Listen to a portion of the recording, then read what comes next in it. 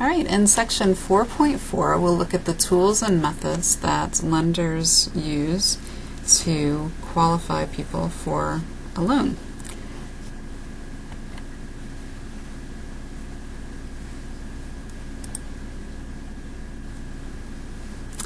Most lenders use an automated underwriting system to determine if a client qualifies for a mortgage, and the two most common systems that are being used are Fannie Mae's Desktop Underwriter or Freddie Mac's Loan Prospector. These are some of the criterion that are used to determine if a person can qualify for a mortgage: a credit score, job history, time in the industry, the length of time at a current address, their income, outstanding debts, and assets. Again, these refer back to those 4 C's of lending that we talked about. Let's look at the topic of subsidies and how to make homeownership affordable for our clients. A subsidy is a form of financial assistance. As housing counselors, we need to be prepared to explain local subsidy programs to our clients.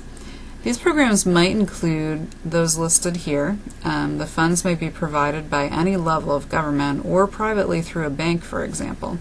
So you might be familiar with CDBG grants or home funds. You may have gotten a Federal Home Loan Bank grant for down payment assistance for your own agency to offer down payment assistance to your clients. So there's a wide variety of programs. I encourage you to research this more because it can really be a great opportunity for your clients if you can either direct them to other agencies that are offering these subsidies, or if your agency can apply for these funds to distribute to your clients.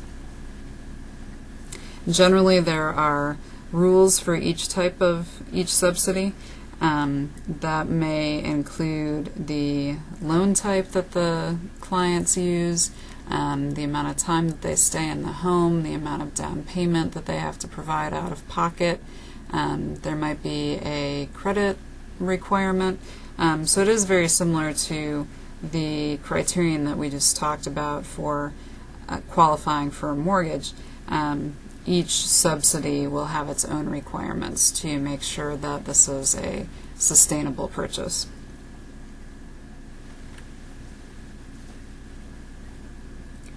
To describe the various types of loan products, we're going to divide them into 2 groups: conventional loans and government-insured mortgages. Conventional mortgages are not insured by the federal government. They're loans that are sold to the secondary market, and that includes Fannie Mae, Freddie Mac, and private investors. A government-insured mortgage, then, includes those loans that are insured by the federal government.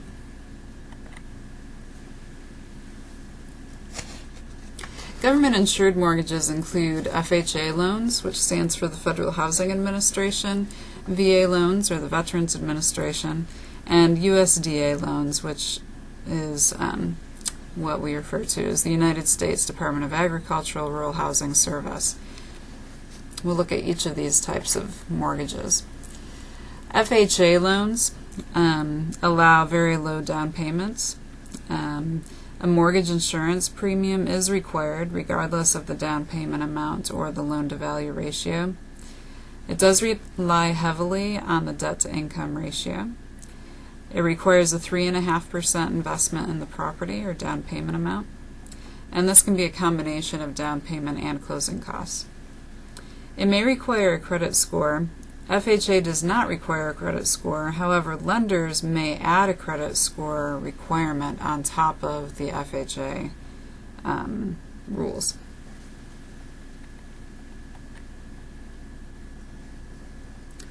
VA loans. The Veterans Administration guarantees loans made to veterans. The loan limits vary according to the Veteran Service Credit. The maximum housing ratio is 41%. There may be a guarantee fee. And it also uses a residual income calculation that includes more than the average debt-to-income ratio.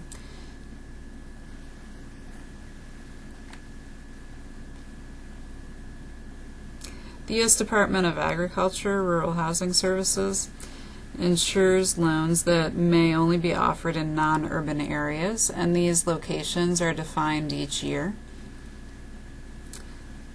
The area is based on population, and so therefore rural communities that are close to urban areas can lose their designation as an urban area expands. This type of loan is similar to FHA loans. They offer a low interest rate, and it's the loan terms vary depending on the location, so we can't really give an overview of the loan terms here. I recommend that you visit the USDA.gov website and find your local USDA RHS office if you're interested in these products so that you can learn more about them locally. They do offer a great opportunity for home buyers in rural areas. Let's look at conventional mortgages. Again, these are mortgages that are not insured by the federal government.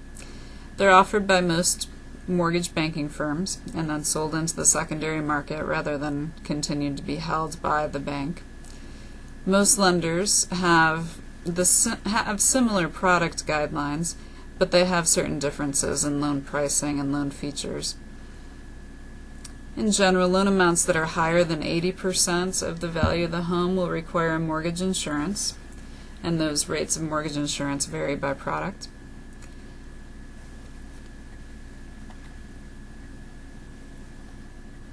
So let's go over the types of conventional mortgages. It can be a fixed rate mortgage, adjustable rate mortgage, balloon, or interest only, and we'll define each of these mortgages. A fixed rate mortgage means that the interest rate will not change for the life of the loan. Many subsidy and grant programs actually require a fixed rate mortgage in order to use their funds because they feel that it's a more sustainable mortgage. The principal and interest will not change. However, the taxes and insurance will change over time.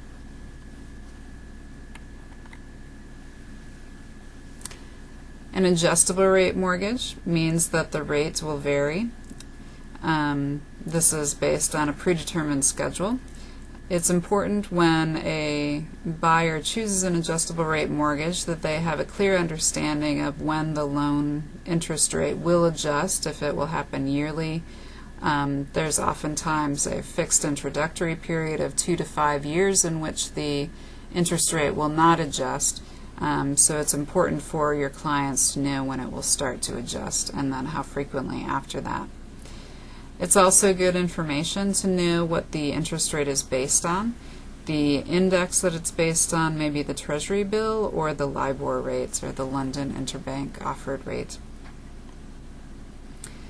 Also, it'll be helpful for you to go over with your clients the caps on the interest rate. They'll want to know the payment caps, the lifetime, and the yearly caps, so that they know exactly how high their interest rate can go.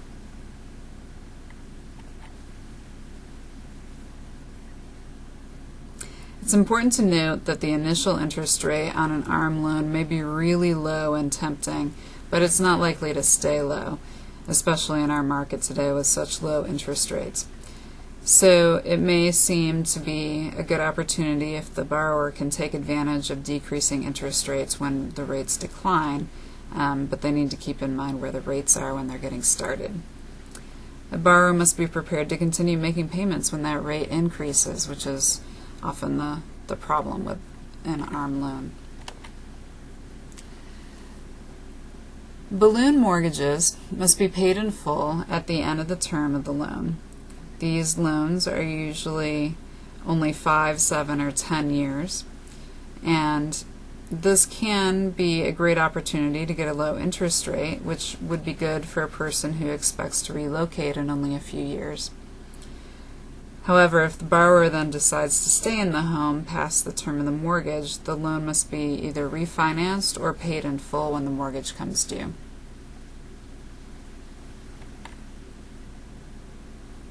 An interest-only mortgage is a loan that has a term of 30 years typically, and the borrower pays only the interest on the mortgage each month for a predetermined period of time. Usually that's only up to 5 years. After that interest-only period ends, the payment will increase as you begin to pay both principal and interest. The actual loan will be more costly over the life of the loan because the homeowner does not pay down the principal during that initial interest-only term. So again, this could be a good opportunity if the person is only planning to stay in the home for that initial period of up to 5 years, and they would only be making an interest payment. This can be a problem, though, if the property loses value during that period of time and they're not able to sell it for enough money to pay off the mortgage. So we've mentioned a few of the risks. Exotic loans can be risky because the property may be located in a declining market. Our incomes are not guaranteed to be sustained, and our incomes are not guaranteed to increase, and therefore we may not be able to pay an increasing mortgage over the years. And another problem, as we've seen, is that home prices may remain flat or decrease, and in that case it may be difficult to sell the home at a profit or to even sell the home for enough money to pay off the mortgage if we haven't paid down the principal enough.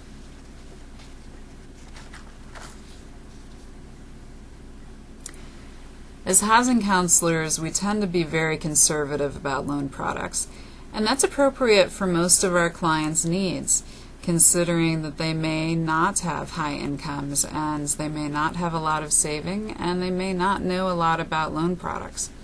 However, we need to remember that these more exotic loan products also serve a purpose. They may be helpful for investors, developers, and high net worth borrowers. So there is a reason for these exotic loan products to exist and to be useful in the marketplace. We need to be cautious about them and make sure our clients understand the risks involved so that they don't get taken in the wrong direction without knowing enough about the products.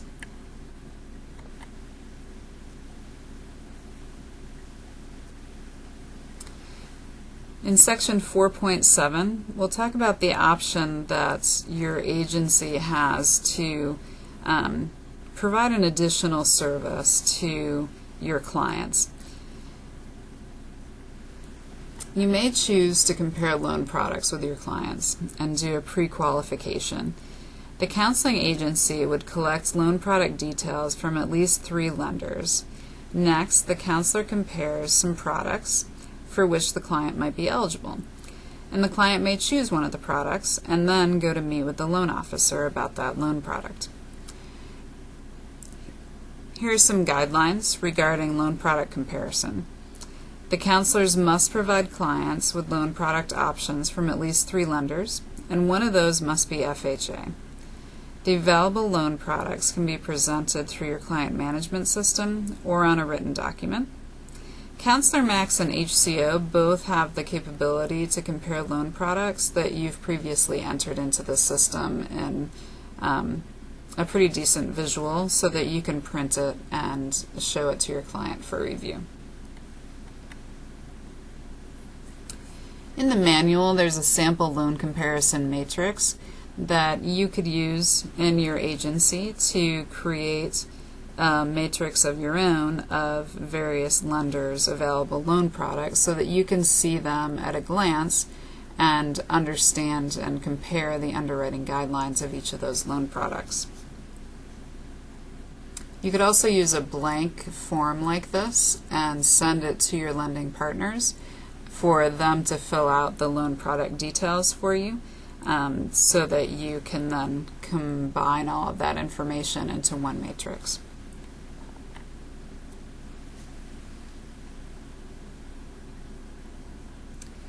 So if you choose to do this step, you would document the options provided, and I would suggest placing a signed copy of the loan product comparison in the client file to maintain proof that you have provided loan products from 3 or more lenders, including an FHA loan. Then you can give the client the contact information of the appropriate loan officer and have the client set up an appointment to begin that loan process. Some agencies may choose to assist the client with setting that appointment, and that's up to you. But this is a way for you to make sure that your clients understand that there are variations in loan products from one lender to another, and that they have the freedom to shop around and choose the loan product that's best for them.